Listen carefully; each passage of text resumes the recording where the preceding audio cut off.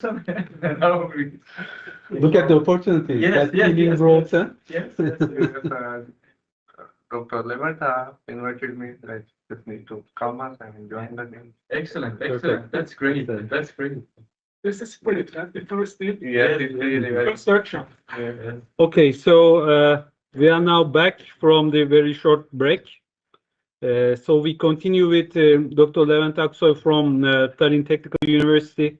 So he will focus on this quite a new topic for me. It's a very interesting topic, logic locking. It's about the defenses and attacks, especially at the hardware level. So the floor is yours. Thank you very much. Thank you. So thank you for the introduction. Yeah, it's going to be a little bit different from what we have seen in the first round. So I will talk about advances in logic locking, especially on defensive attacks. So this presentation.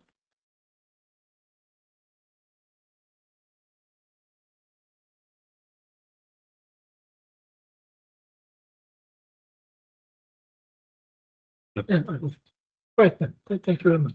So this presentation will start with the introduction section, and I'll give you the background concepts and introduce you the logic locking. This is actually a promising solution toward security threats emerge in the global supply chain. Then I will talk about the defenses and attacks which have been proposed. Then I will talk about our expertise and showing you a glimpse of a logic attack and also defense that we developed in this in our lab. So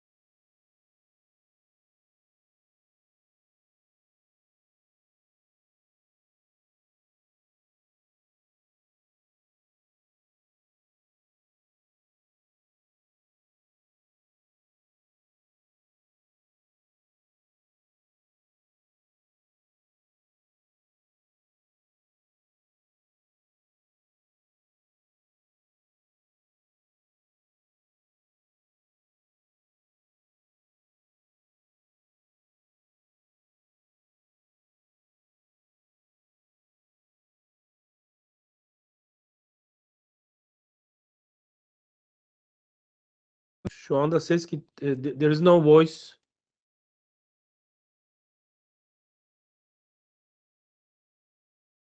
start from the beginning. Have you seen the first two slides?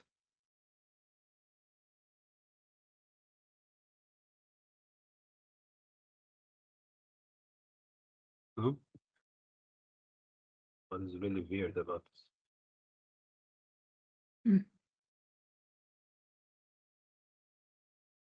Hello, can you hear us? Sorry. Yes. Yeah. And can you see the screen? Yes, we can see the screen, the introduction screen. Okay, good. Let us continue. Let's continue from the page. Yep. Okay. For the last class, we have the hierarchies, which are actually defined at the physical level, which are actually comes in terms of layout, which are actually obtained also from the physical centers of the gate level networks.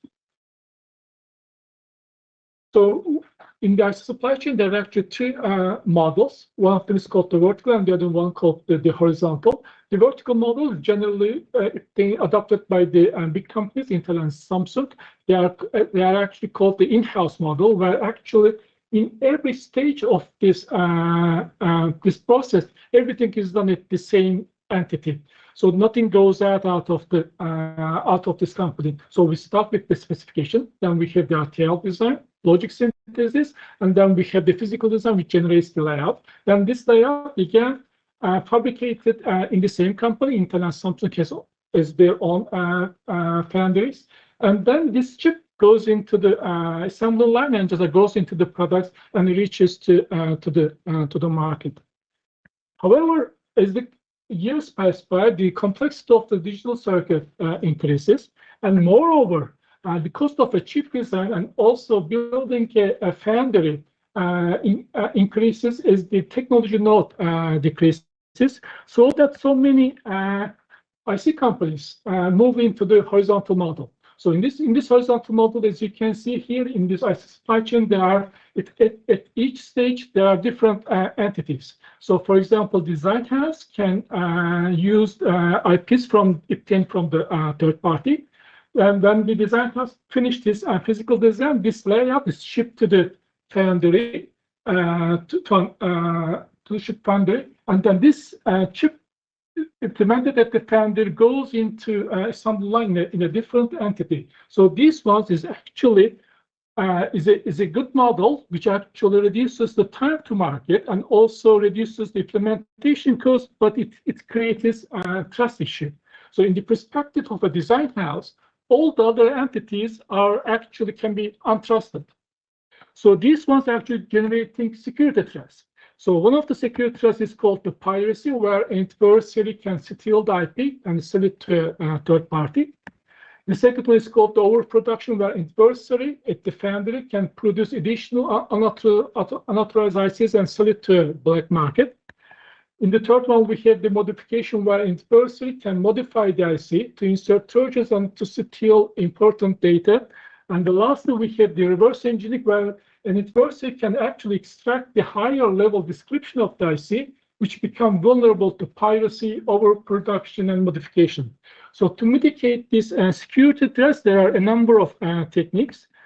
They are actually grouped in two classes. One of them is called the passive methods. So these passive methods cannot prevent this security threat happening, but can actually be used as an evidence in the litigation process. For example, digital watermarking can embed this. This is the signature in the design. Fingerprinting, along with the design's watermark, also embeds the buyer's signature. And the hardware meeting actually comes up with a set of protocols which enable to gain a post-fabrication control.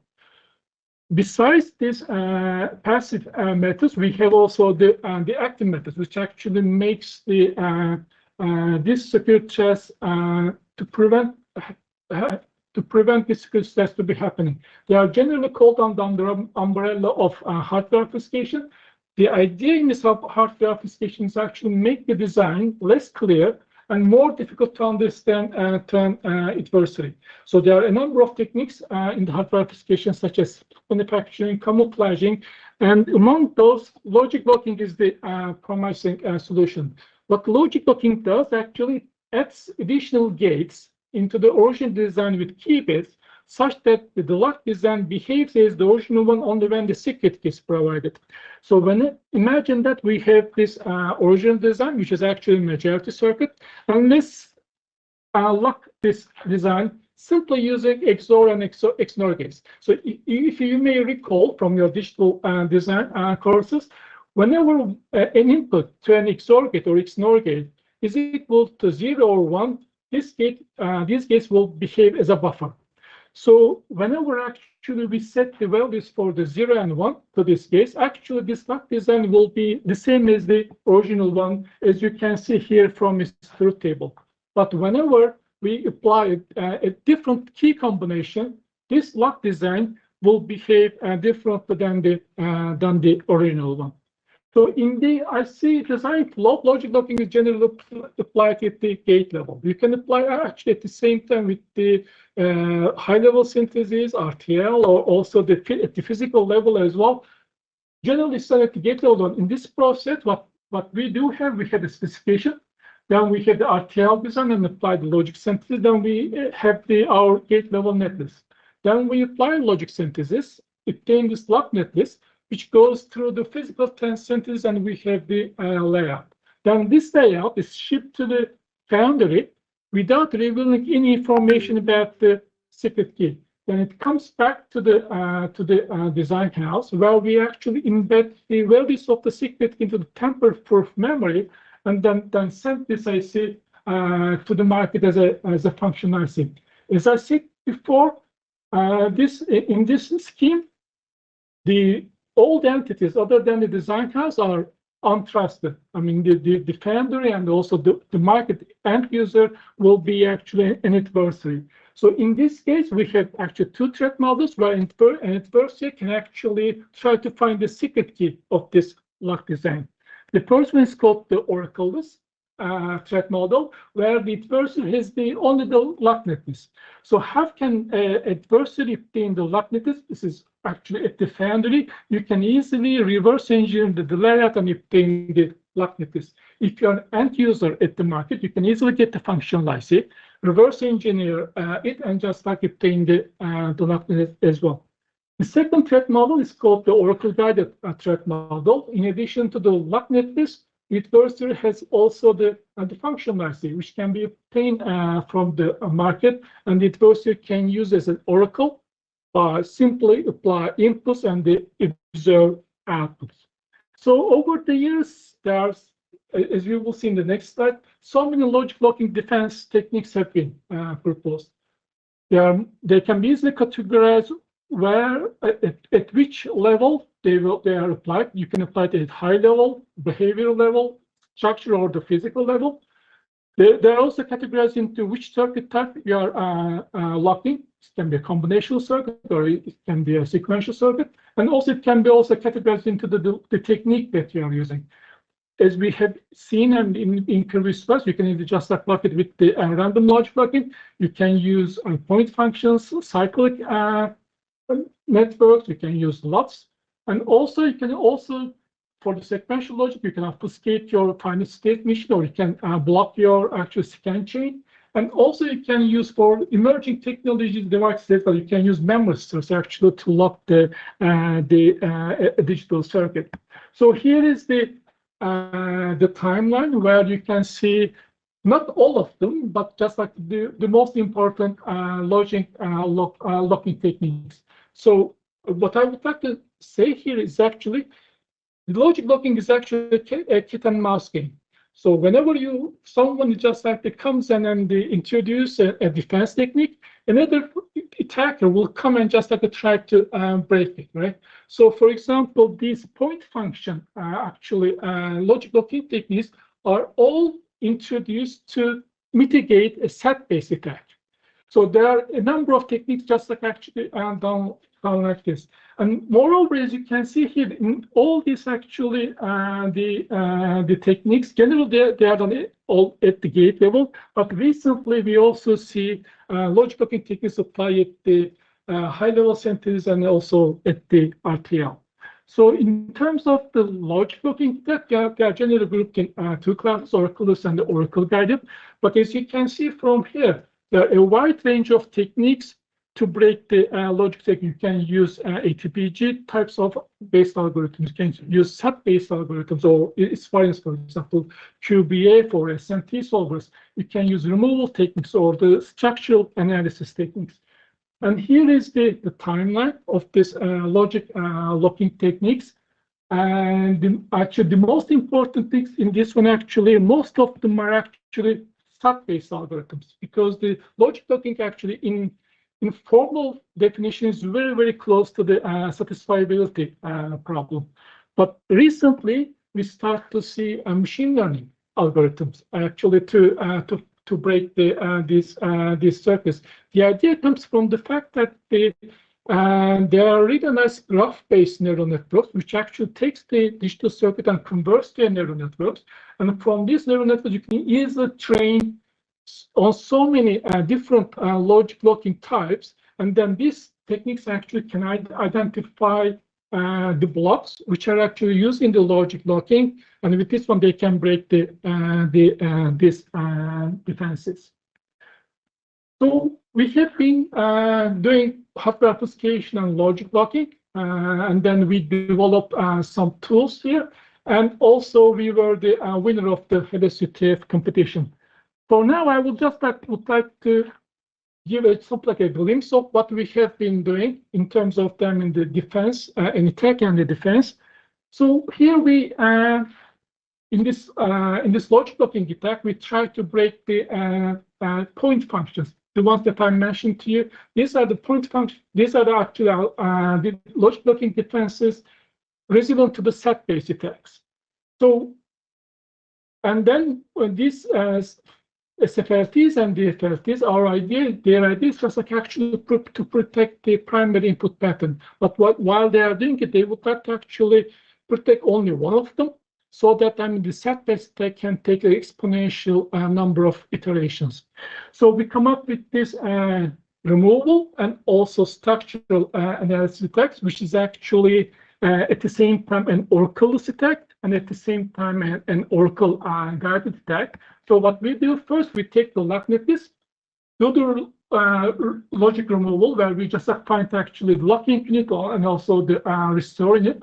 Then we go through the QBF, which is actually a set-based formalization where we can find the secret key. If it's the case that we can find it, then we return it. Otherwise, we find the logic where actually the logic locking is performed. Then for the Oracle's attack, we do some circuit modifications and apply a very well-known Oracle stack and guess the secret key.